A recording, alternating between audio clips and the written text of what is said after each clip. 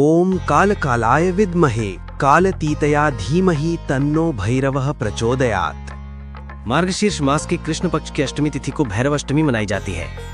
भय, बाधा और संकट को दूर करने के लिए इस दिन लोग काल भैरव की पूजा करते हैं।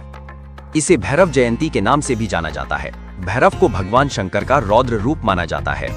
शिव महापुराण में वर्णित ब्रह्मा जी और भगवान विष्णु के बीच हुए संवाद में काल भैरव की उत्पत्ति से जुड़ा उल्लेख मिलता है। एक बार भगवान विष्णु ने ब्रह्मा जी से पूछा कि इस ब्रह्मांड का श्रेष्ठतम रचनाकार कौन है। इस सवाल के जवाब में ब्रह्मा जी ने स्वयं को सबसे श्रेष्ठ बताया।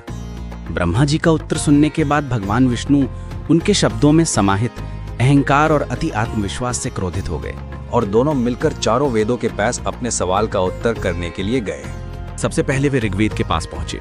ऋग्वेद ने जब उनका जवाब सुना तो कहा, शिव ही सबसे श्रेष्ठ है, वो सर्वशक्तिमान है और सभी जीव जंतु उन्हीं में समाहित है।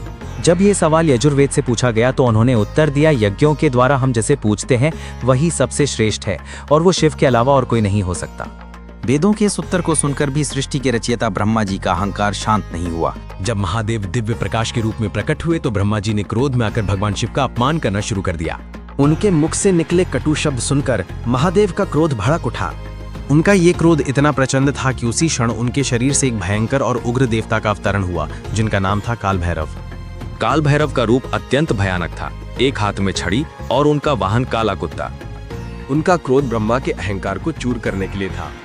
अपनी भयंकर दहाड़ से उन्होंने सभी देवताओं को भयभीत कर दिया और क्रोध में आकर उन्होंने ब्रह्मा जी के 5 मुखों में से एक मुख को काट दिया। इस घटना से ब्रह्मा का अहंकार तो शांत हो गया, मगर काल भैरव पर ब्रह्म हत्या का दोष लग गया। अपने ही क्रोधित रूप को शांत करने के बाद भगवान शिव ने भैरव से कहा कि वो पृथ्वी पर तब तक भिखारी बनकर घूमे जब तक कि वो दोष से मुक्त ना हो जाए। काल भैरव ने वर्षों तक पृथ्वी के सभी तीर्थों का भ्रमण किया और अंत में वे काशी, वाराणसी नगरी पहुंचे।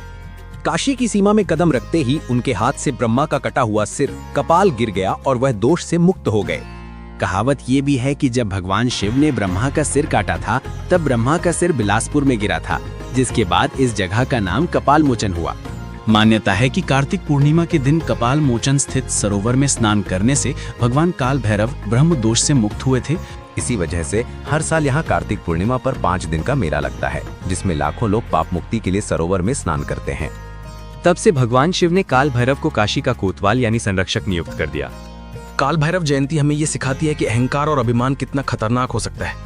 यह दिन भय, बाधा और संकट को दूर करने के लिए उनकी पूजा का सबसे खास दिन बन गया। यदि आपको वीडियो पसंद आया है तो कृपया लाइक, शेयर और सब्सक्राइब करें। धन्यवाद। जय हिंद, जय भारत।